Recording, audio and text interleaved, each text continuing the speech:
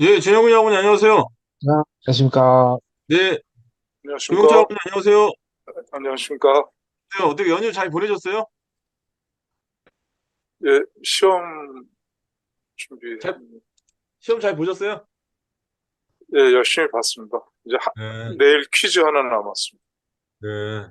진영훈 장군님은 시험 잘 보셨어요? 네, 열심히 봤습니다. 그, 어, 별로 이렇게, 듣고 싶지 않으시겠지만 여쭤볼 수밖에 없네요. 논문은 잘 돼갑니까? 아니요, 잘안 돼갑니다.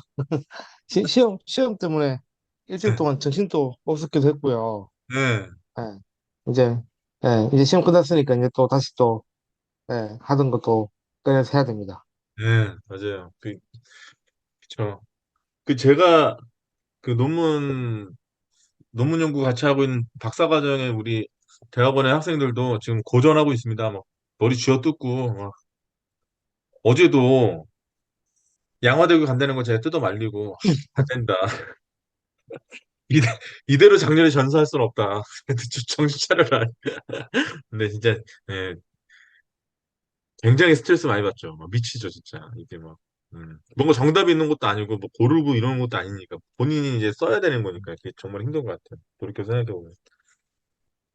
저기 제가 지난주 수요일 날 칼럼 하나를 더 써가지고 이제 저기 투고했는데요. 지금 아직 디자인 작업 중인 것 같아요. 아마 다음 주 정도면 나올 것 같긴 한데 그 나오면 일단 보여드리기로 하고 제가 쓴 거 한번 보여드릴게요. 이따 보면서 같이 좀 얘기했으면 좋을 것 같고요. 과제는 잘 되세요? 진영군 회원님? 그 과목까지 말씀입니까? 예, 예, 예. 그 내용, 올리신 글만 보고 아직 시작은 안 했습니다. 네, 네, 네. 이게 뒤로 가면 갈수록 부담감이 계속 뭐 몰려오기 때문에 근데 저도 사실 그런 스타일이긴 한 게 슬로우 스타터가 있어가지고 마감 시간 있으면 미리미리 뭐 하면 음, 좋은데 그게 아니라 꼭 마지막에 갈려가지고 막 발동 걸려서 하게 돼서 음. 누가 그런 얘기 저도 하잖아요. 그렇습니다. 저도. 예. 그 작가가 글을 잘 쓰는 이유는 하나다. 마감 시간이 있기 때문이다. 그렇죠. 예. 이정도 의원님 안녕하세요. 네, 안녕하세요. 네네. 네, 안녕하십니까. 아 이게 참 본의 아니게 이 전 시간에 너무 얘기를 많이 하다 보니까 지쳐가지고 이게 어떻게 해야 될지. 이준호 하고님은 과제는 좀 잘 되십니까? 어떠십니까, 좀? 과제 우선 지난번에 한번 해보라고 하셨던 네, 예, 좀더 한번 더 해서 네, 예, 제출을 했습니다. 근데 잘 되는지는 모르겠습니다. 네. 아, 제출하셨다고요? 네. 네. 저 뭐냐. 음,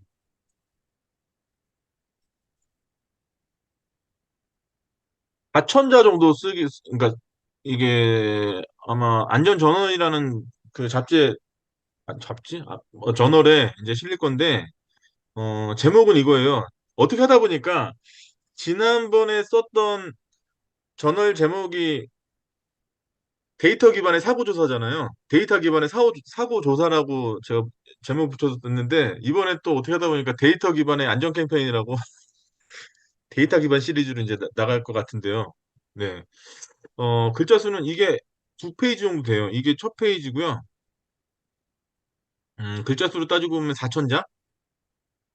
그러니까 A4 용지로 두 장 정도 되는 거죠. 그래서 예, 안전 캠페인을 해야 되는데 이제 이 안전 캠페인이 근본적으로 왜 필요한가라고 해서 인간이 가지고 있는 안전에 대해서 생각하는 어떤 기본적인 개념들을 설명하기 위해서 첫 번째 단락에서는 미국의 이제 그 인지심리학자라고 불리는 메슬로우 이론을 가져와서 메슬로우가 얘기했던 안전 욕구 중에서 그 욕구 이론 중에서 안전 욕구를 가져와서 설명하고 그러면서 이 다음 단계로서 이제 위험에 반대어는 저기 안전에 반대하는 위험이 아니라 무관심이다라고 하는 명제를 갖고 쭉 이제 기술했습니다. 여기까지는 두 번째 단락까지는 요 세 번째 단락을 위해서 이제 얘기를 한 거죠. 안전 캠페인이 왜 필요한가라고 하는 기본적인 전제를 달기 위해서 여기 위에 관련되어 있는 대가들의 이론을 가져왔고 어떤 통계 자료도 가져오고 또 기본 명제를 깔고 이거에 대한 그 논거로서 다른 대가들의 이론도 또 갖다 넣고 뭐 이런 식으로 그러면서 제가 주장을 하고 그래서 뭐 관심의 외주화 뭐 이런 것도 제가 한번 써보고 이렇게 했습니다. 그런 다음에 이제 캠페인이라고 하는 거, 사람의 의식 자체를 제고하기 위한 기본적인 수단으로서 캠페인에 대해서 설명하고, 그 다음에 안전 캠페인에 대해서 설명하고, 그 다음에 안전 캠페인으로서 선진적인 시스템을 가지고 있는 K롤의 그 MWL, Most Wanted List라고 하는 최고 수배 목록이라고 하는 걸 기반으로 해서 서술을 쭉 했거든요. 자, 잠깐 끄고요. 그 다음 두 번째에 보면은,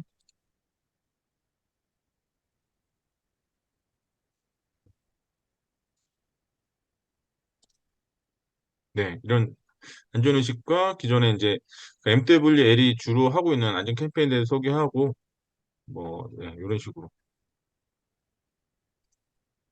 마무리했습니다. 이게 이제 뭐 편집돼가지고 아마 다음 주 정도면 볼 수 있을 것 같아요. 네.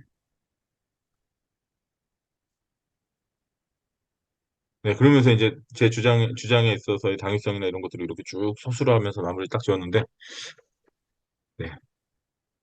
제가 이거 나오면 제일 먼저 우리 학우님들한테 공유를 하도록 하겠습니다. 그래서 아마 정기적으로 칼럼 의뢰를 할 것 같아가지고 제가 이제 그 부분에 대해서도 우리 학우님들하고 좀 서로 아이디어도 공유하면서 또 주제도 선정하고 뭐 이렇게 하면 되게 좋을 것 같아가지고요. 실제로 그 이정료 학우님 요약해보니까 좀 어떠세요? 이게 학술 논문이라고 하는 어떤 잘 정형적인 어떤 논리 구성이나 이런 것들이 딱 정해져 있는 어떤 폼을 가져와서 내가 내 나름대로 요약했을 때 좀 어떠셨습니까? 해보시면서. 이제 글쓰기를 제가 논리적으로나 어떤 식으로 이렇게 잘 하지는 못했는데 네, 일단 어, 학술 논문을 봤을 때 서론, 본론, 결론이라고 하는 어떤 그런 부분들 그리고 이제 교수님 말씀 이제 강의 시간에 들었던 대로 어떤 주장을 펼치기 위해서 뭐 그런 내용들도 이렇게 보이기는 하더라고요. 네, 그리고 이제 비교하고 하는 그런 부분들. 네, 그래서 어떤 문제점을 도출하고 그 문제점에 대해서 이제 대책을 네, 이런 주장을 하고 하는 그런 내용들이 보이기는 하는데 네, 제 저도 이제 그런 것들을 보면서 몰랐던 것을 새로 알기도 하고 뭐 네, 제가 이제 했던 과제 중에서는 이게 네, 정확한 또 개념을 잘 모르는 부분이 있었는데 네, 그런 부분을 통해서 요약을 하면서 공부를 하면서 또 더 좀 잘 알게 됐고요. 네, 또 다른 어떤 또 추가로 또 필요한 저희 현장에서나 또 회사에서나 직원들한테 또 필요한 부분도 발견을 했고요. 네, 어, 이제 근데 이제 저도 그렇게 한번 글쓰기를 할 수 있을지 그거는 좀 노력을 해보려고 좀 하고는 있습니다. 네, 그런 네, 느낌들을 받았습니다. 네. 저기 음, 보통 칼럼이 요청할 때 보면 간단하고는 2000에서 2500자 정도? 그러니까 A4 용지 하나 정도 쓰는 거예요. 근데 이제 지금 한 4000자 정도 되니까 A4 용지 두 장 정도 되는 거죠. 근데 이제 제가 저거를 구상하는 데는 한 2주 정도 구상했던 것 같아요. 저걸 어떻게 써야 되겠다. 그래서 구상할 때 가장 중요한 게 사실 그런 게 되게 많은 게요. 뭔가를 내가 주장을 펼쳐야 되잖아요. 그럼 평상시에 내가 주목해서 봐야 되는 영역이 있어야 되는 거죠. 내가 주장하려면 이거에 대한 문제의식이 없을 때는 없으면 내 주장이 될 수가 없으니까. 그 다음에 내가 글을 쓸 때 2주간 걸렸던 이유는요. 글감을 모은 겁니다. 계속 내가 이 내 주장을 논리적으로 펴나가기 위해서 다른 사람들이 절대 반박할 수 없는 뭔가 논거를 붙여나가기 위해서 어떻게 해야 될까 해서 처음으로 제가 접근했던 게 외국 문헌들, 특히 NTSB 관련된 문헌들을 다 찾아봤어요. 그래서 실제로 제가 2주 동안에 번역한 분량이 어, A4 용지로 폰트 10 정도로 하고 행간을 160 정도로 맞췄을 때 제가 번역한 게 A4 용지로 한 50장 정도 된 것 같아요. 이렇게 번역해 놓고 그다음에 또 관련되어 있는 이제 아까 말씀드렸던 매슬로우 같은 그러니까 내가 뭔가 이렇게 하려면 사람들이 가지고 있는 인지적인 특성이나 이런 부분들이 무관심을 조장한다라고 하는 이 논거를 붙여나가기 위해서는 내가 그렇게 주장하는 것보다는 인지심리학자들의 대부들을 갖고 들어와야 되잖아요. 다른 사람들이 절대 나에 대해서 반박하지 못하게. 그러니까 이 행동심리학, 인지행동심리학의 거장이라고 할 수 있는 매슬로우의 책을 읽을 수밖에 없는 거예요. 그러니까 이 매슬로우의 책 관련돼서 쭉 보면서 왜냐면 사람들이 욕구 단계 이론은 모르는 사람이 없으니까 그 중에서도 이제 안전 욕구라고 하는 근데 사람들이 대부분 제가 강의를 해보면 느끼는 게요. 외부 강의를 하건 특강을 하건 해보면 사람들이 욕구 단계 이론에 대해서는 알고 있는데 그리고 각각의 것들이 어떤 걸로 되어 있는 건 알아요. 생리적 욕구, 안전의 욕구, 소속의 애정의 욕구, 존중의 욕구, 자아실현 욕구 이 5개로 되어 있는 건 다 알고 있는데 각각의 요소들이 어떤 식으로 중첩돼서 연결되는지에 대해서는 해당 책을 읽어보진 않았기 때문에 그 논리 구성을 모른단 말이에요. 그래서 제가 책 막 관련돼서 정독은 못했고 물론 예전에 읽었지만 다시 기억을 더듬으면서 제가 정리된 이건 좋은 저기 습관이라고 생각해서 말씀드린 게 저는 책을 읽으면 독후감을 쓰거든요. 몇 페이지가 됐든. 다시 생각할 때 그걸 다시 보는 거예요. 내가 쓴 독후감을 다시 보면서 내 요 부분이 되게 중요했지. 그러면 해당 책에 포스트잇을 다 붙여 있을 거 아니겠습니까? 그럼 그걸 다시 펼쳐하면서 요번에도 안전요구 관련된 걸 굉장히 정독했습니다. 굉장히 정독하면서 여기서 뭘 가져갈까? 그런 거. 그 다음에 첫 번째 단락을 그렇게 해서 완성한 다음에 이제 통계를 찾는 거죠. 왜냐면 통계만큼 내가 주장하는 데 있어서 객관적으로 뒷받침하기 좋은 게 없잖아요. 통계 자료를 막 찾는 거예요. 그런 부분에 있어서. 어떤 거에 대한 통계냐면 객관적으로 안전한 사회로 거듭나고 있다. 이거를 뒷받침하기 위해서 통계를 찾은 거예요. 사망 만인율 갖고 저는 이제 논거를 되는 거죠. 그 다음으로 딱 들어간 게 그러면 이제 안전을 위협하는 요소도 왜냐면 안전 캠페인이니까 결국 안전 캠페인이라고 하는 요소를 꺼내기 이전에 이게 왜 필요한 거에 대한 주장을 또 해야 되잖아요. 그래서 안전이라고 하는 것이 반대어가 위험이 아니라 무관심이다. 무관심이 결국에는 안전을 방해하는 저희 요소다라고 하는 또 논리적인 구성을 가져오기 위해서 또 대가의 2가지 또 명제를 갖고 온 거죠. 그 허버트 사이먼의 정보의 관용은 무관심의 결여를 낳는다. 뭐 이런 거 하고 그다음에 칼포퍼의 그 뭐야 진짜 무지는 지식의 결여가 아니라 학습의 거부다. 뭐 이런 거를 가져오면서 이제 논리를 쭉 펴나간 거고 그 다음에서 자연스럽게 이제 캠페인이란 뭐고 그럼 안전 캠페인은 어떤 역할을 하는 것이고 그렇게 하기 위해서 역할 모델은 뭐고 이게 사람들의 의식 제고를 하기 위해서 어떻게 해오고 있고 주요 내용은 뭐고 이런 식으로 쭉 논리 구성을 해나간 거예요. 그러니까 이 구성을 해나가기 위해서 생각하고 글감을 찾는데 2주 정도 걸린 거고 실제로 쓰는 데는 한 다섯 시간 정도밖에 안 걸린 것 같아요. 저 사천자 쓰는데 한 5시간 정도 앉아가지고. 그러니까 공교롭게도 그날 마감 날이어가지고. 그 전날 쓰면 좋은데 꼭 코너에 몰려가지고 마감 날에 그날 어 저기 자정까지는 반드시 보내야 되니까 어 밥을 좀 일찍 먹고 6시부터 앉아가 쓰기 시작해서 11시에 다 쓰고 퇴고 한번 하고 그다음에 보낸 거거든요. 그 다음날 퇴고 한번 더 하고 다시 보내고 뭐 이렇게 한 건데 이게 퇴근은 계속 할 수밖에 없는 게 보내고 지금 디자인 작업하는데 제가 다시 읽어보니까 또 고칠 게 또 계속 나와요. 이건 뭐 어쩔 수 없습니다. 그래서 그 위대한 작가들도 다 그런 얘기 했잖아요. 자신의 초안은 눈 뜨고 읽을 수가 없다고. 그러니까 제정신이 붙어있으면 초안을 읽을 수가 없다. 이건 끔찍하다. 저주에 가깝다. 이렇게 얘기하잖아요. 저도 마찬가지인 게, 아, 이거 뭐야, 이거. 이거 뭐야. 뭔 소리 하는 거야. 그러니까 이건 좋은 글은 결국 그거 같아요, 진짜. 퇴고를 얼마나 했냐. 이 글을 얼마만큼 다듬었냐, 이거를. 실제 나중에 여러분들이 논문 한번 써보시면 아는 게 학위 과정에서 논문 심사 받고 그다음에 내 양장본에 논문이 나오기까지 무수하게 많이 읽거든요. 근데 막판 가면 어떻게 되냐? 읽기가 싫어요. 짜증 하도 읽어가지고 이거 도대체 이거 막 읽기가 싫어가지고 근데 진짜 거짓말처럼 그렇게 꾸역꾸역 다 읽잖아요. 그래서 이게 논문으로 잠깐만요. 그게 양장본이 나오지 않습니까? 양장본이 딱 나오면 딱, 잘 나왔네? 딱 공교롭게 딱 펼쳐보면 거기서부터 오타가 나오기 시작하는데, 저- 예, 태고의 중요성을 또 느끼는 거죠. 아, 내 씨, 한 번 더 볼 걸. 아, 저거 미치겠. 왜냐면 논문이 출판이 되기 시작하면 이거 수정을 못 하거든요. 이 논문은 내 죽을 때까지 나 따라다니는 건데 이거 와, 저 오타 저거 하나 때문에 이런 게 계속 일어나기 때문에 결국 저 요번에도 느낀 게 이게 진짜 퇴고가 진짜 중요하다. 진짜 글은 내가 얼만큼 계속 읽어보고 다듬냐에 따라서 글은 좋아질 수밖에 없다. 근데 누군가가 그런 얘기 하더라고요. 그러니까 글이라고 하는 건 결국 태고가 답이니까 글 다듬는 게 문제이기 때문에 첫 번째 글, 내 초안 자체에 대해서 두려움을 가질 이유가 없다. 잘 못 쓸 게 당연하기 때문에 이거 최악의 게 뻔하기 때문에 그냥 쓰는 거다 이거. 이걸 누가 잘 쓰려면 그렇게 말도 안 되는 생각을 하면 안 된다. 그런 얘기는 저도 항상 글을 쓰면서 느끼는 게 맞는 것 같아요. 맞는 것 같은 게 아니라 맞아요. 그건 잘 될 수가 없어. 그러니까 그냥 일단 써 나가야 되는 거예요.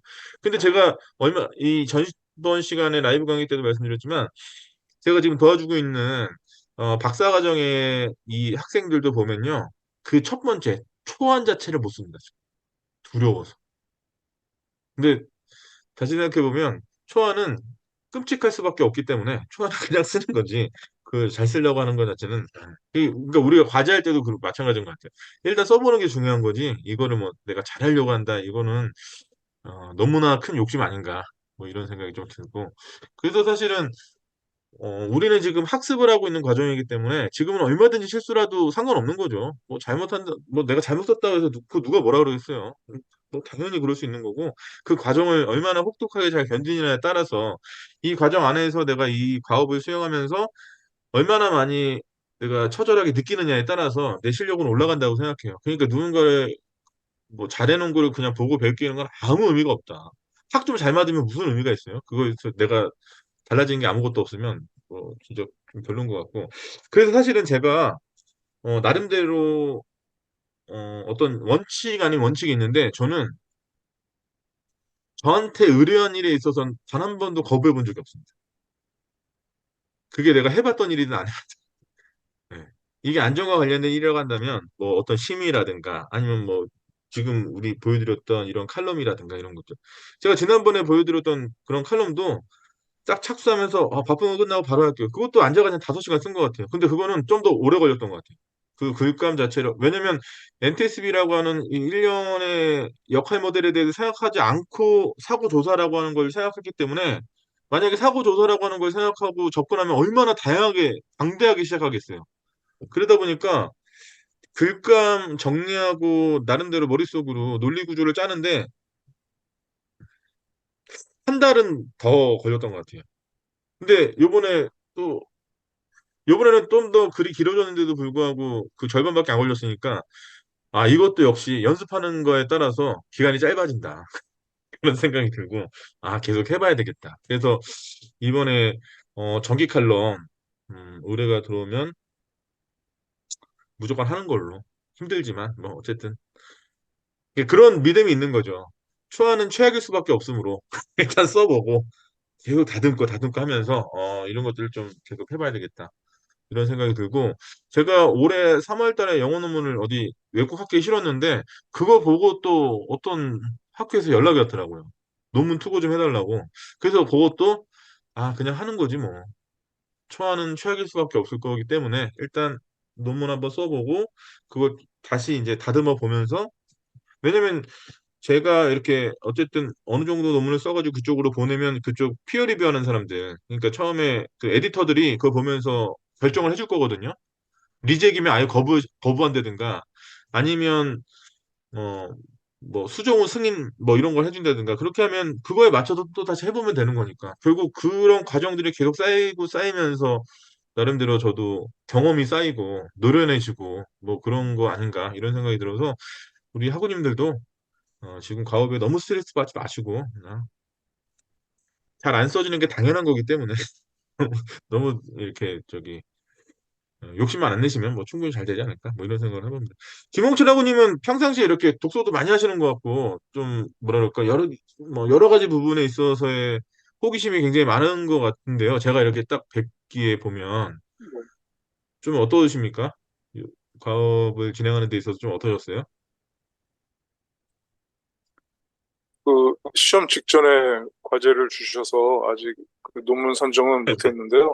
네네네. 그, 그 11월 12일까지인가 좀 그 기한도 있고요. 그리고 내일 시험 끝나면 이제 구상을 할 건데, 이번에는 그 안전이라 하더라도 한번 찾아보려고 하는데요. 그 네, 공학 논문으로 네, 한번 리뷰를 해보고 싶다는 생각은 했습니다. 네, 왜냐하면 논문 네, 구조가 사회과학 논문하고 좀 다를 텐데 이번 네. 기회에 한번 해보면 어떨까라는 생각을 했고요. 그리고 음, 혹시 찾아봐서 어, 국문 공학 논문이나 아니면 영문 안전 관련 논문이 혹시 있으면 그 두 개 중에 하나를 잘 엄선해서 네. 공부하는 셈 치고 한번 음. 그 구조를 한번 이렇게 공부해 보고 싶습니다. 좋죠. 대단, 대단하십니다. 하나 더 말씀을 네, 드리면 네, 네, 이제 내용에 대해서는 제가 전혀 모르잖아요. 근데 네, 이제 네, 막연하게 어떤 생각을 했냐면 지금 중동 사태도 그렇고 네, 또 북한도 그렇고 네, 네, 그 안보나 전쟁 관련 그 안전도 어떻게 네, 보면은 일상적인 건 아니지만 네, 문제가 될 경우엔 상당히 큰 문제가 될 수 있기 때문에 네, 주제 영역에서는 혹시 그 남북 관계나 네, 어, 이런 쪽으로 혹시 안전에 대해서 다른 논문이 있는가? 네, 예, 이제 그것도 좀 궁금해서요.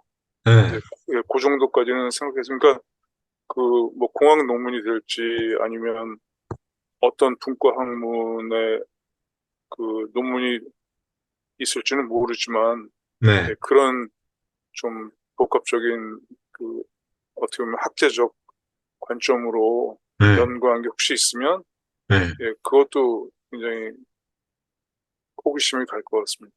아유, 거기까지 생각해 봤습니다. 대단하십니다. 이게 산업안전뿐만 아니라 그렇게 그 안보까지, 이게 시큐리티까지 가시면은, 이게 굉장히 넓어질 것 같은데, 한번 해보시면 또 나름대로 정리가 잘 되겠죠? 그게? 네, 예.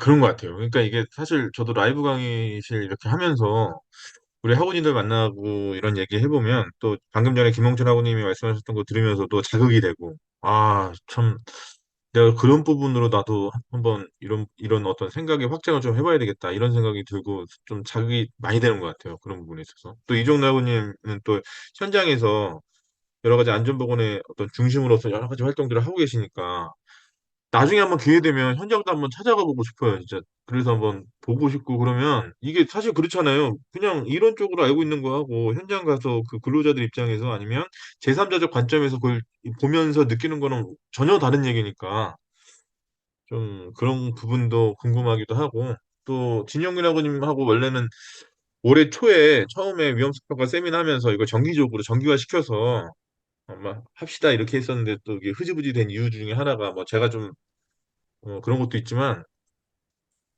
뭔가 주체로서 이렇게 딱 주제나 이런 걸 명확하게 딱 선정되면 그거 관련해가지고 서로 이렇게 얘기하면 되게 좋을 것 같은데 이게 또 그러지 않다 보니까 잘 안 되는 것 같기도 하고 좀 그래요. 그래서 좀 저는 개인적으로 우리 학우님들이 저기 안전연구 방법론 들으시는 이 학우님들이 나름대로 대학원을 좀 가셔가지고 논문을 좀 쓰시고 이런 단계까지 좀 가셨으면 좋겠어요. 그래서 또 졸업 이후가 되겠죠, 당연히. 학부 이후에 이제 대학원 과정에 들어가셔가지고 또 그런 본인들의 호기심을 가진 여러 가지 영역에 대해서 연구하면서 또 나름의 어떤 학문적 성과를 내시는 그런 모습을 보면서 또 저도 자극되고 또 나름의 동기부여가 계속 발생하고 하는 게 서로 간의 시너지를 얻는 아주 좋은 방법 아닌가 이런 생각이 들어서 저는 개인적으로는 한번 그 부분까지 여러분들이 물론 생각을 하시고 계시겠지만 이왕 욕심내는 거 한번 거기까지 가셨으면 좋겠고요. 이게 요새 들어서 그런 생각을 되게 많이 하거든요. 전 개인적으로 사람은 결국에는 각자가 생각하는 성공이라고 하는 그림 자체가 다 다르지 않습니까? 우리 이정문 학원님이 생각하는 인생의 성공이라고 다르고 저도 그렇고 진영균 학원님도 김홍철 학원님도 김수 학원님 다 다르잖아요. 강단 학원님 마찬가지고요. 근데 그런 과정에서 어떤 게 정도라는 걸 알 수는 없어요, 사실은. 이게 그리고 제대로 갔는지를 저는 제가 그렇게 뭐 똑똑하고 지혜로운 사람이 아니기 때문에 저는 알 수가 없어서 가급적 나한테 온 어떤 기회들이나 이런 것들을 그게 좋든 나쁘든 사실 좋다 나쁘다 판단도 할 수가 없죠. 그걸 처음에 접하는 입장에서 어떤 건지 어떤 식으로 나한테 귀결될지 모르잖아요. 그래서 아까 말씀드렸던 것처럼 저는 저한테 오는 제안은 거절하지 않습니다. 무조건 해봐요, 다. 해보고 아 이거 내 역량이 이거 안 되겠는데 이거 너무 힘드네. 근데 그러더라도 좀 벅차더라도 계속 이렇게 하는 네. 왜냐면 돌이켜 생각해 보니까 제가 올해 나이가 그래도 이제 몇 년 안 있으면 50대로 넘어가는데 그러면 가만히 생각해 봤어요. 은퇴라는 것도 고려를 해봐야 될 것이고 만약 그게 아니더라도 내가 열정적으로 뭔가 활동할 수 있는 시간이 얼마나 남았을까? 이렇게 생각해 보니까 그게 얼마 안 남았더라고요.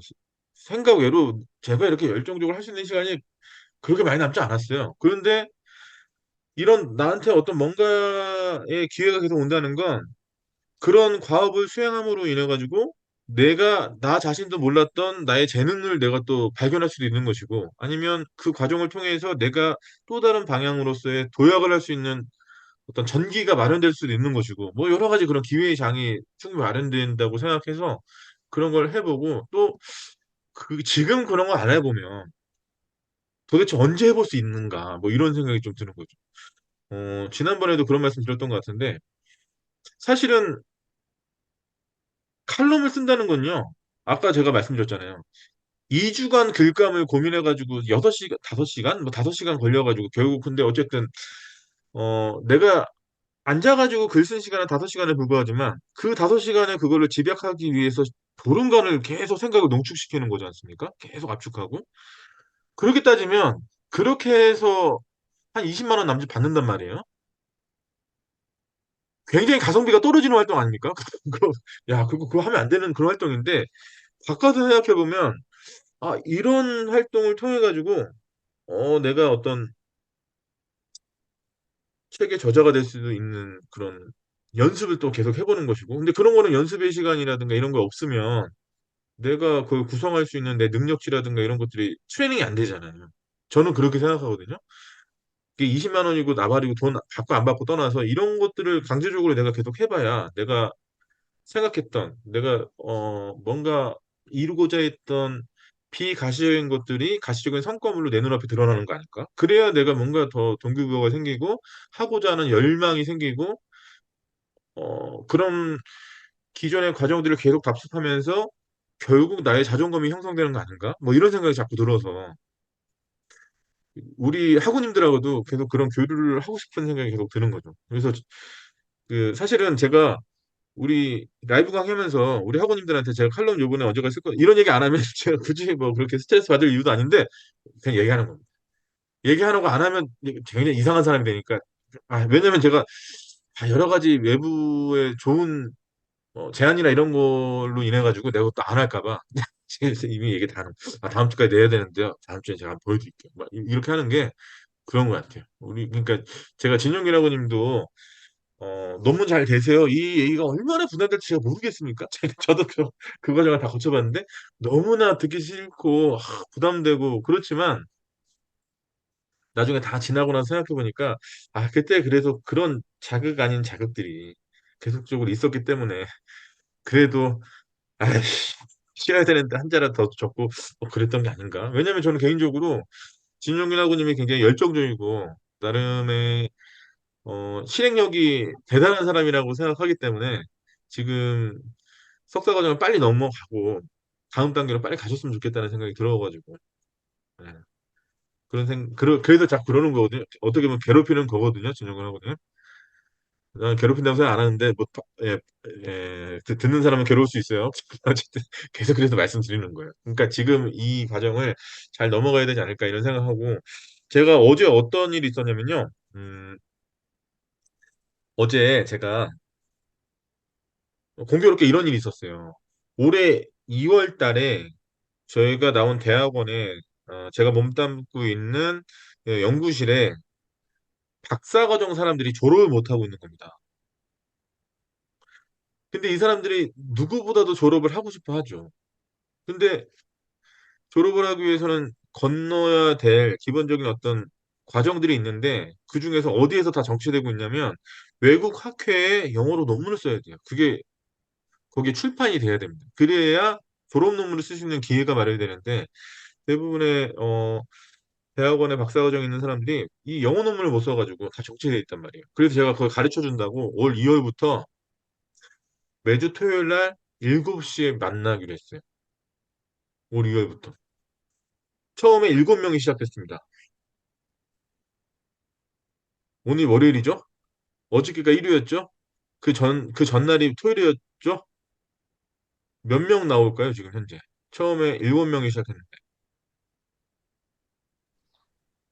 왜냐면 그들 입장에서는 누구보다도 박사 졸업을 하고 싶은 열망은 강한 사람들이잖아요? 네. 한 명도 안 나와요. 아무도 안 나와요. 누구보다도 졸업하고 싶어하고 열망이 가득하고 그리고 제가 도와준다고 했을 때 올 2월 달에 매주 그러면 토요일 날 아침 7시에 만나자고. 그러면 토요일 날 아침 7시에 만나자고 한 이유가 있었어요. 다들 가정이 있기 때문에 어정쩡하게 만나면 본인들의 가정에서 해야 될 일이 있으니까 그런 걸 못 하잖아요. 그래서 제가 그러면 일요일 날 아침 7시면 그 다음날 출근해야 되니까 부담되니까 토요일 날 매주 토요일 날 아침 7시에 만나서 2시간만 하자고. 2시간만. 그러면 아침 7시에 와가지고 저하고 2시간 논문 연구하고 다시 집에 가더라도 전혀 집에서 뭐라고 욕먹을 행동은 아니잖아요. 뭐 가정에 충실하고 이러면 되는. 근데 이게 어, 그동안 드문드문 나오는 사람도 있었고, 그래도 최소한 지난주 토요일 이전까지는 못 나오면 그 전날에 메시지로라도 못 나온다는 메시지가 왔었습니다. 이제는 메시지도 안 와요. 그리고 안 와요. 뭘까 생각해보면, 우리 다 알죠? 이게 부담되는 거, 이게, 메시지 보내기도 이제 미안해지기 시작하는 거고, 이게 명분이 없는 거죠, 이제. 아, 에라, 모르겠어. 이렇게 되는 거예요. 그래서 제가 그 중에서 7명 중에서 절대 한 명, 이 친구는 내가 포기할 수 없어. 그래가지고 제가 어제 그 사람을 만나러 갔어요. 저 지금 그 라이브 강의실에서 이렇게 보시니까 어떤지 잘 모르겠지만 실제로 만나면 등치가 상당히 크거든요, 제가. 위압감이 좀 든다고 얘기 많이 하거든요. 어제 그 친구가 제가 전화 딱 했더니 받는데 전화 받으면서 하는 얘기가 죄송합니다. 죄송합니다. 제가 갈라 그랬는데요. 막 이렇게 하길래 예. 어디예요? 예? 어디냐고 지금. 지금 집인데요. 지금 갈게요. 예? 저희 집으로 이렇게 어제 만나가지고 같이 차 마시면서 제가 그런 얘기했어요. 이게 아까 그 우리 학우님들한테 했던 얘기 똑같이 했어요. 세계적인 작가들도 자신의 초본 있죠, 초본. 초안 자체는 쓰레기라 그러는데, 본인도, 우리는 그냥 범인에 불과한데, 우리가 쓰는 논문의 초안이 그렇게 잘 써질 리가 없다. 그러니까 너무 부담 갖지 마라. 못 쓰는 게 당연한 거고, 그리고 본인 영어 논문 안 써봤지 않냐. 그럼 당연히 못 쓰는 게 더 당연한 거다. 이 과정 자체를 내가 도와준다는 거지, 내가 영어로 써준다는 게 아니지 않냐.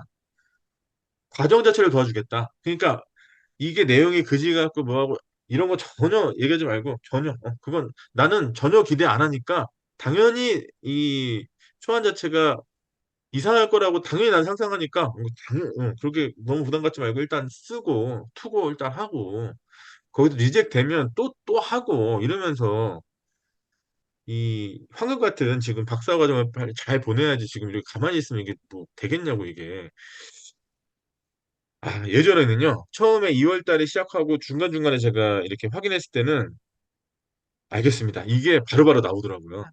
되게 제가 이런 얘기하면, 마치 설득이 된 것인 양, 뭔가 진취적인 표정과 그 의지가 담겨 있는 목소리로 알겠습니다가 바로 나오는데, 어제는 제가 그렇게 얘기 계속 했는데도 불구하고, 네, 그럼 해볼게요. 이게 한 1시간 만에 나오더라고요.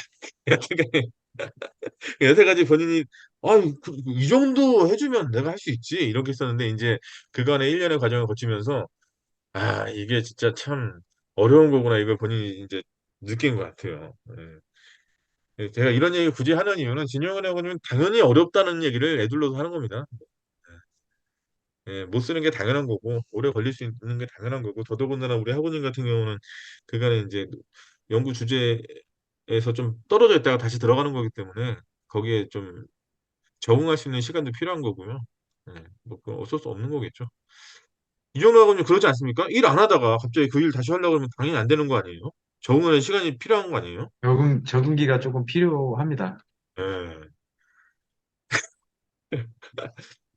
진영근 학우님 한마디 해주셔야죠. 아이, 뭐. 네. 제가 그것 때문에 지난 학기에 그 일부러 화재 그 소방방재학과 그 관련 과목도 하나 들었었거든요. 그 화재 시뮬레이션 수업을 그 전에 이제 대학원에서 듣던 걸 까먹을까 봐. 까먹기도 했었고요. 그래가지고 음. 다시 기억을 살리고자 한 학기 동안 수업을 들어서 학점을 잘 받았는데 또 다시 다 까먹었습니다. 그래서 그 프로그램을 만들어야 되거든요, 지금. 근데 번역은 논문 네. 번역은 지지난주 개천절 다다음 날인가 다 완료를 다 했고요. 음. 그래가지고 시험 때문에 시험이 중간에 끼어 있어가지고 시험은 이러다가 안 되겠다 싶어서 그래서 시험 최소한의 공부를 해야 되겠다 싶어서 이제 그거 준비하고 이제 그 번역한 논문대로 이제 FDS라는 화재 시뮬레이션 프로그램으로 이제 코딩 작업을 해야 되거든요. 이제 네. 이게 안 하다가 또 하려니까 이게 이제 그래서 제가 써놓은 논문의 시뮬레이션 그 자료를 안 그래도 이제 내일 출력을 해가지고 그거랑 어차피 틀이 비슷해가지고 그 틀에다가 이제 지금 번역한 논문에 이제 필요한 데이터를 넣어서 그렇게 하면은 뭐 그게 오래 걸리지 않을 것 같은데 이제 그 논문처럼의 데이터가 똑같이 나와야 되거든요. 그 이제 제가 번역한 논문의 데이터가 똑같이 나오고 그걸 가지고 제가 이제 그 논문 쓰던 그 데이터하고 비교를 해가지고 최종 이제 제가 그 논문의 결론을 내야 되는데 이제 그 프로그램 만드는 게 만들어서 11월 3일까지 이제 검사를 맡으러 가야 됩니다. 학교에. 아, 가지고 예. 그냥 보름 정도 남았습니다.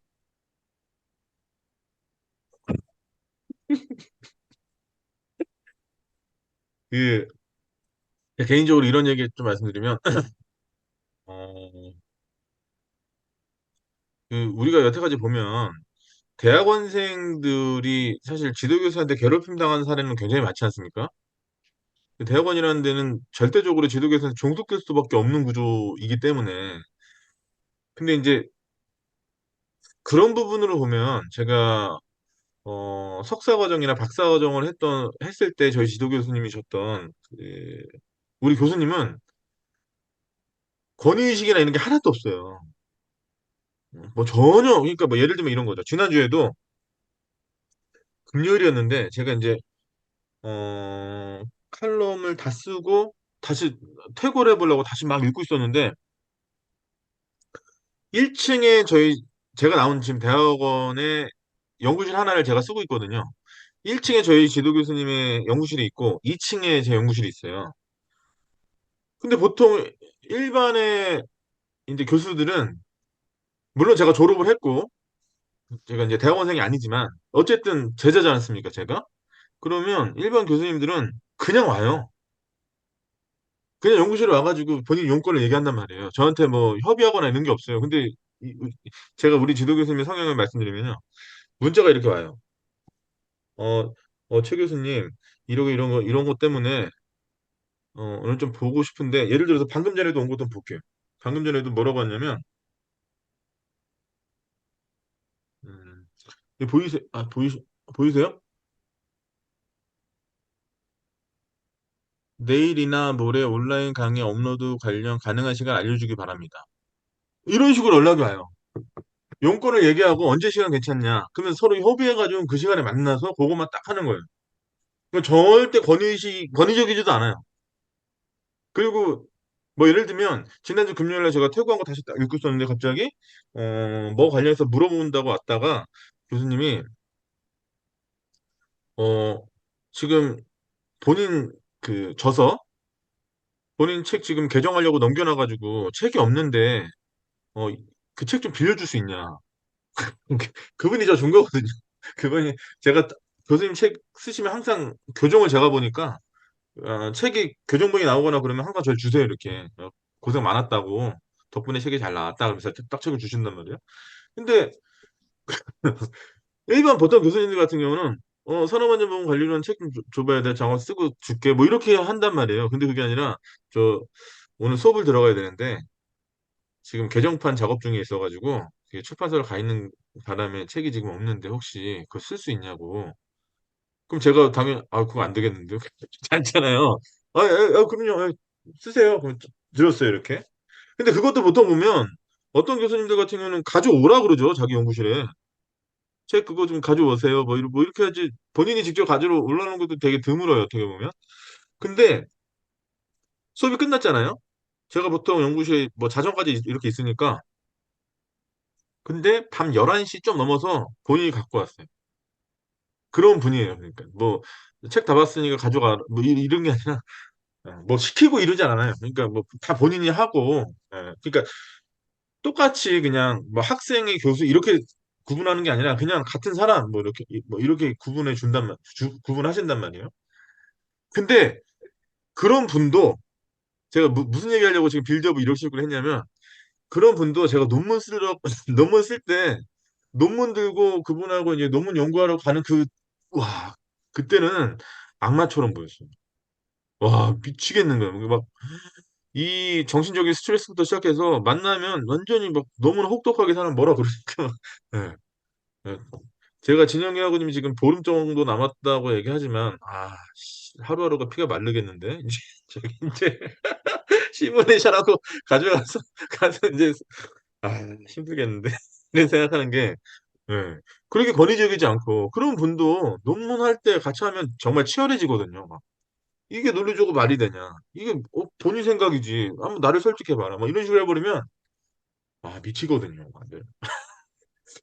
예. 그런 점에서 아까 이제 진용길 학우님의 앞으로의 가시밭길이 좀 생각나면서 근데 그거는 뭐 우리 학우님이 더 상위로 올라가기 위해서는 뭐 어쩔 수 없이 거쳐야 되는 길이 아닐까. 예. 그 김홍철 학우님은 좀 어떻게 생각하세요? 그러니까 제가 김홍철 학우님이 이렇게 지난번에 하셨던 자료도 읽어보고 이렇게 보면 지금 졸업도 유예하시면서 다른 거 막 듣고 계시다고 이렇게 얘기하는데 지금 뭔가 본인이 목표하시는 바가 뭔지 좀 궁금합니다, 저는. 그러니까 약간 자꾸 궁금증을 유발하시는 것 같아요. 어떤 생각을 좀 가지고 계신지. 어, 저는 궁극적으로 그 남북 문제에 관심을 갖고 있고요. 네, 네, 그래서 그 학술 연구와 네, 그리고 연구 개발의 두 축으로 네, 지금 졸업할 때까지 이제 이번 학기 지나면 한 두 학기 정도 남을 것 같은데요. 네. 일단 다양하게 좀 벌려놓고 그 다음에 조금 좁혀 나가려고 합니다. 그 좁혀 그리고 나가려고, 네, 네, 있습니다. 네, 네, 말씀하세요. 말씀하십시오. 그 좁혀 나가려고 한다는 것 자체는 일견 생각해 보면 내가 지금 하고 있는 요 단계 말고 다른 단계를 생각하고 있다는 말씀이신가요? 아니면 어떤 것인가요? 음, 이제 첫 번째 복수 전공은 그 경영학을 했고요. 네, 그다음에 이제 두 번째는 지금 컴퓨터 AI 공학을 하고 있는데 그 경영학과 교수님께서 그 경영학 그 대학원 학업을 하면 어떻겠냐고 이번 학기에 말씀을 하셨어요. 네, 그래서 저는 어, 그 생각을 하고 있었는데 네, 그 경영학을 전공하면 결과물은 논문이 될 공산이 크고 네, 조금 실제와 연결시킬 경우에 뭐 플랫폼 비즈니스 정도, 비즈니스 모델 정도인데 네, 어 그걸로는 좀 훨씬 더 제한적으로 되지 않을까라는 생각에 네, 그 컴퓨터 AI 공학을 전공하면서 그거를 좀 제 생활 자체도 그렇고 학업도 그렇고 이제 선택의 폭은 좁겠지만 앞으로 해야 할 일에도 그 디지털 트랜스포메이션을 시켜보려고요. 네, 그 컴퓨터 AI 공학이나 빅데이터나 인공지능 쪽에 대학원 석사 과정 정도 생각하고 있었거든요.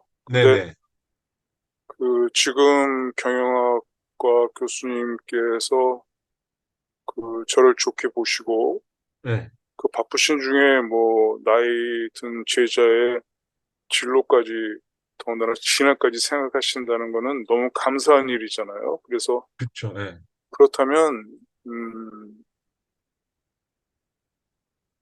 그 교수님 말씀대로 네, 내년 후반기 정도에 그 진학을 하고 그 경영학 마케팅 관점에서 음, 정책 연구를 좀 해봐야겠다는 생각을 그러니까 그동안 조금씩 조금씩 이제 해왔던 생각이죠.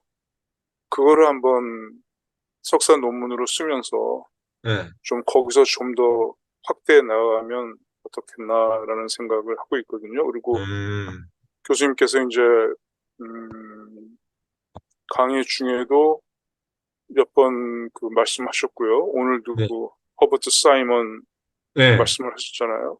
네, 어, 연구 방법과 관련해서는 아니면 어떤 이론적 배경과 관련해서는 심리학이나 행동 네, 경제학, 네, 사회 경제학 또는 네, 그 산업 및 조직 심리학.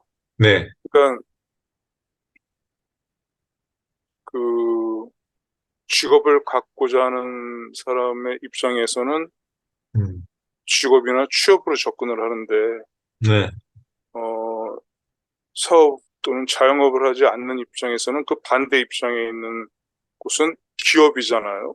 그 네, 기업의 관점으로 그 취업하는 사람하고의 어떤 그 접목점을 한번 그 찾아보고 싶다는 생각을 했고요. 그리고 네, 너무 이제 크게 그 접근하면은 너무 이제 막연하게 네, 되겠지만 네, 네, 네, 뭐 북한 이탈 주민 또는 취약계층의 직업 선택과 관련해서 음, 그러니까 그 관련 학업도 하고 관련 일도 이제 공공기관에서 꽤 오래 했었는데 어, 그 정책 체계를 잘 알거든요. 네, 그리고 네, 주민들의 대민 업무를 받고 그러니까 음, 이제 그거를 그냥 그러니까 어 서베이 조사나 현장에서 관찰 그리고 약간의 실험을 그냥 직무로 했던 거죠. 그래서 그거를 어, 학문하고 연결시키고자 하는데 그 음, 북한 관점이나 또는 일부 심리학 관점의 취업이나 직업으로 접근하면 그냥 지금까지 연구와 비슷하게 되는데 네, 그걸 반대의 경영학 입장에서 음, 그러니까 이윤을 내는 기업의 마케팅은 아니지만 네, 네, 그렇다고 세금으로 예산을 쓰는 정책이 그 정말 주민을 위한 그 정책 실행을 못한다면 그것도 문제가 있지 않겠습니까? 그렇죠, 그래서 그렇죠, 그거를 경영학 관점에서 음, 한번 마케팅으로 한번 접근해 보면 어떻겠습니까? 라고 하고 음, 그거를 한번 공부하면서 네, 그 제가 뭐 지금 코딩도 하고 그랬지만 그런 쪽으로 뭐가 큰 걸 이루거나 하는 건 없지만 네, 관점이나 아니면 그 역시 이제 그 학술 연구와의 어떤 융합 관점에서 네, 뭐 소프트웨어가 될 수도 있고 플랫폼이 될 수도 있고 구체적인 또는 콘텐츠가 될 수도 있고 네, 구체적인 제안을 할 수가 있잖아요. 그리고 네, 네, 사회과학 논문에 뭐 코딩을 할 수도 있고요. 네, 그러니까 그야말로 이제 융합 연구죠. 네, 그래서 굉장히 이제 말씀을 길게 드렸는데 네네. 아니요, 그 아니요. 정도 좋습니다. 복잡한 걸 가지고 네. 제가 막 뭐가 되겠다, 뭐 큰 뜻 이런 거 없는데 교수님께서 네. 그 교수님께 제가 지금 이번 학기에 네 과목제 공부하고 있거든요. 네, 네. 그러니까 저보다 저를 어떻게 보면 더 객관적으로 잘 보셨을 수도 있을 거 아닙니까? 부족한 그렇죠, 점이나 그렇죠. 그렇죠, 그렇죠. 네. 장점이나 그렇다면 네. 네. 그 교수님 말씀대로 네. 그렇게 공부하고 그 융합하는 관점으로 하고 남은 이제 두 학기에 그 컴퓨터 AI 공학고 이제 지금 마무리 단계에 있거든요. 꼭 뭐 졸업 그게 필요한 건 아니지만 그래도 유종이면은 거둬야 되고 이제 하나 더 가능하면 독수 전공을 더 해서 네. 그렇게 진학과 이제 뭐 그러니까 일도 이제 그와 관련해서 조금 이제 지금 교수님께 배우는 걸 가지고 조금 더 체계화해서 네. 글 쓰는 것도 좀 뭐 하고 그 정도 지금 생각을 하고 있습니다. 그 정도라고 하기에는 그 범위 자체가 너무 넓은데요. 넓죠. 예, 그러니까 그거를 지금은, 아까 말씀드린 네. 게 좁혀야 네. 된다고 제가 말씀드린 건데 네. 예, 네. 아직은 제가 어느 쪽으로 어떻게 좁혀야 될지 모르겠고요. 네. 일단은 지금 벌려놓는 상태라 그래서 말씀드렸던 거거든요. 아, 근데 맞죠. 그걸 다 할 좋습니다. 수는 없잖아요. 근데 네. 일단은 내년까지는 최대한 벌리고 네. 아마 대학원 진학을 하면 거기서부터는 이제 좁고 길게 들어가고요. 그리고 그렇죠, 저도 이제 그렇죠. 그 또 경제 활동도 하려면 뭐라도 작은 거를 시작을 해야 되는데 그것 네. 또한 이제 뭔가 현실성 있게 하나씩 진행을 해야 되지 않겠습니까? 네, 네, 네. 그러면 이제 아마 벌려놓은 것이 그래서 아까 이제 네. 점차 좁혀나가야 될 것 같습니다라고 네, 이제 네. 말씀드린 겁니다. 네, 네, 네. 저도 사실 뭐 지금 어떻게 보면 그 과정 중에 있는 거죠. 좁히고 있는 과정 중에 있는 건데, 아까 말씀드렸던 것처럼 그거를 강제적으로 내가 능동적이고 주체적으로 그걸 빡세게 할 수 없으니까 여러 가지 제한이 들어왔을 때 그걸 해보면서 내가 내 안에서 정말 뭔가 성과를 낼 수 있는 부분이 무언가를 계속 찾아 나가는 거고요. 이종래 학우님은 뭐 어떤 좀 이 생각이 좀 있으세요? 그러니까 제가 어떤 말씀을 좀 드리냐면, 음, 지금 김홍철 학우님 같은 경우는 어쨌든 본인이 여태까지 왔던 것들, 그리고 그런 적성들, 이런 것들을 잘 버무려서 다음 단계의 어떤 디지털 마케팅의 새로운 어떤 범주를 좀 연구해 보시려는 생각이신 것 같은데요. 이종훈 학우님은 이 현장 경험이 많으시잖아요. 그리고 또 많은 사람들이 많이 할 수 있는 그런 경험은 아니지 않습니까? 그런 관점에서 한번 안전이라고 하는 영역 자체를 연구하는 것은 좀 어떻게 생각하시는지 그게 그거 궁금해서 여쭤봅니다. 이제 아니 뭐 자세하게 세부적으로 그렇게까지 생각을 해본 적은 없어요. 생각을 해본 적은 네네네네. 없는데 어 우선은 이제 진학을 하고 한 게 그렇게 그런 생각으로 접근을 한 것은 연구나 어떤 어 공부를 해봐야 되겠다라고 뭐 이론적 학문적으로 이렇게 생각을 하고 진학을 한 것은 아닌데 네. 이제 우선은 이 공부를 하면 할수록 할수록 이런 학문적으로도 공부를 하면은 음, 어, 더 좋겠구나 아무튼 어떤 그런 생각은 들거든요. 왜냐하면은 네.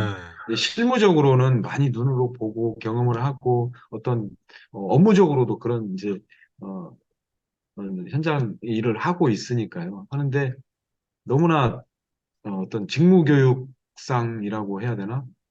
그런 부분이 너무나 부족한, 저도 그렇고, 저희 같이 일하는 동료들도 그렇고, 부하 직원들도 그렇고, 뭐 이제 저희 회사의 직원들도 그렇고, 이렇게 이걸 알고서, 이론적으로 알고서 좀 접근을 하면은 더 좋겠다라는 생각이고, 제 개인적으로는, 음, 우선 뭐 어떤 지금 있는 자격보다 좀 더, 뭐 높은 자격을 좀 한번 취득하고 싶고 공부하고 싶기도 하고 이제 또 어떤 뭐 그런 생각들 아직까지는 그런 생각입니다. 네.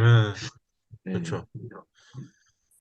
근데 이게 저는 개인적으로 좀 그 의도하지 않은 데서 그 예, 예, 다른 본인의 어떤 이런 거를 또 느낄 수 있는 거라서. 예, 지금 조금씩 그런 부분을 느끼고 있는 네, 그런 네, 것 같습니다, 제가 지금.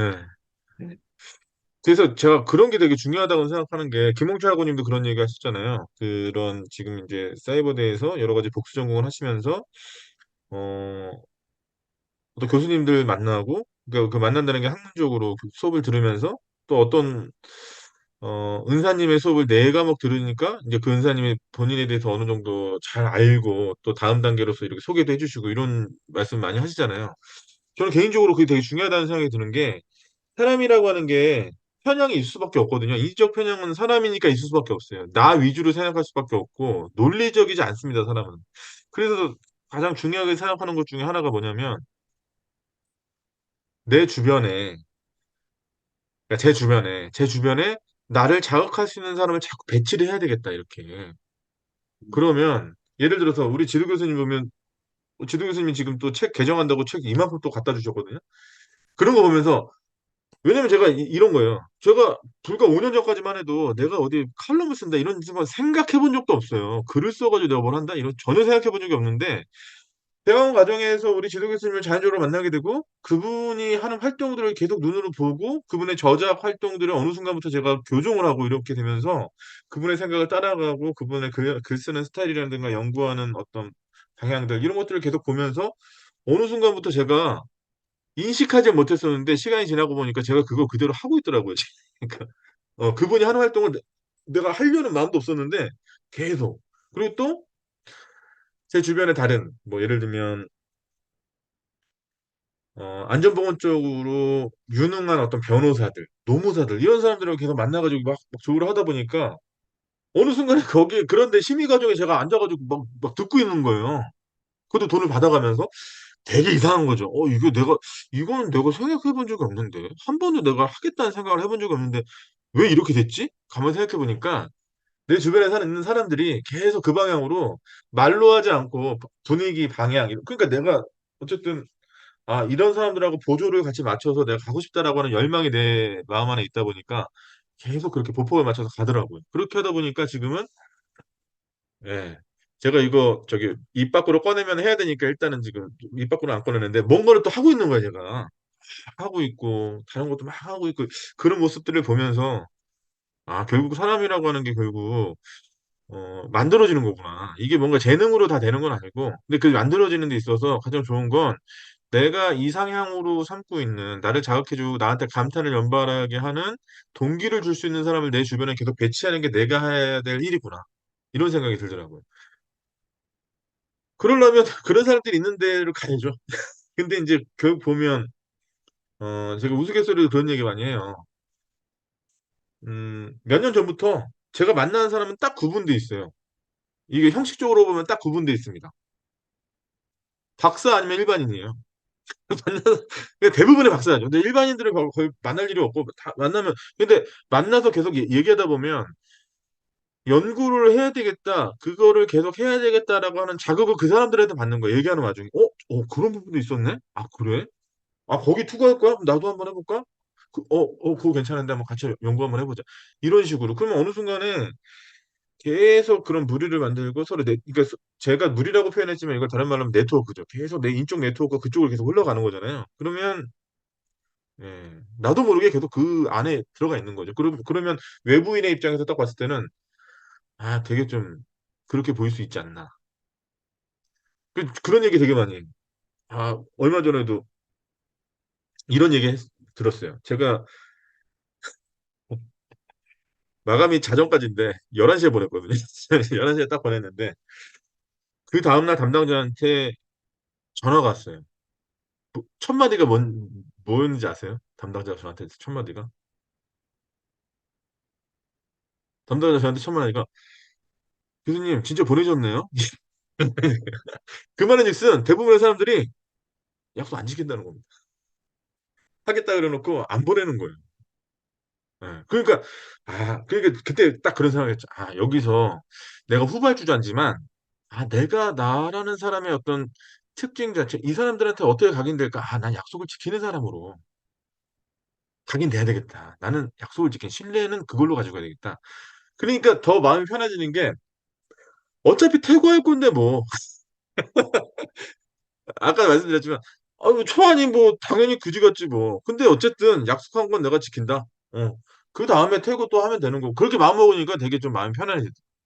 아, 결국 이런 과정에서 내가 조금이라도 나의 어떤 역할이나 내가 가지고 있는 어떤 나의 부분들을 조금 더 확장해 나가는 게 행동적으로는 이런 식으로 조금 조금씩 하면 어느 순간부터 기회가 조금 더 오겠지. 뭐 어느 순간 100분 토론 어느 순간에 나 불러주면 한번 가서 떠들 테니 이런 생각을 자꾸 하게 되더라고. 그러면 뭐 가서 하면 되지 뭐. 어, 결국 그런 거 아닌가? 여러 가지 저술 활동이라는 것들. 근데 결국 그렇게 하기 위해서는 요새 그래도 제가 몇 년 전부터 계속 중요하게 생각하는 것 중에 하나가 시간 관리를 되게 중요하게 생각해요. 쓸데없는 사람 안 만나려고 노력하고, 쓸데없는 일정 안 하려고 되게 노력하고, 예. 그래서 제가 그 어떤 것보다도 라이브 강의는 제가 11번 하는 사람 저밖에 없을 거예요. 우리 학교 통틀어가지고. 왜냐면 우리 학우님들을 만나가지고 이렇게 대화하는 게 저한테는 좀 자극도 많이 되고, 또, 네. 여러분들한테 어떤 약속해놓은 얘기는 제가 지킬 거기 때문에. 한다 그래놓고 안 하면 되게 얼마나 웃긴 사람 됩니까? 그죠? 그리고 또, 진용균 학우님도 압박을 해야 되고, 졸업을 해야 되기 때문에. 네. 그 여러 가지 용도로서. 그래서 저는 개인적으로 김홍철 학우님 지금 생각하시는 거, 또 이종로 학우님은 그 좋은 경험들, 그게, 음, 만약에 어떤 자격적인 부분을 더 제고한다고 하면, 뭐 기술사나 지도사나 이런 거 도전하시는 것도 정말 좋고요. 아니면 그거를 저 같은 사람이 이종렬 학우님과 같은 그런 경험이나 그런 시선으로 현장을 바라볼 수 없기 때문에 이종렬 학우님이 그렇게 경험하신 그 고유의 본인의 경험을 기반으로서 연구라는 영역에 조금 더 확장하시면 정말 좋은 어떤 뭔가가 나오지 않을까 이런 생각이 들어서 그런 것도 한번 생각해 보시면 좋을 것 같아요.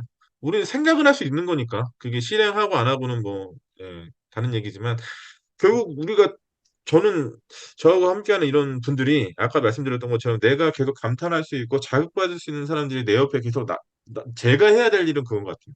그래야 저도 계속 자극이 되고 계속 뭔가 하려고 하는 동인 자체가 내 마음속에서 계속 자라나고 또 활동적이 되고 궁극적으로 아까 말씀드렸던 것처럼 후발주자로서 뭐 저술 활동에 있어서 후발주자라는 얘기입니다.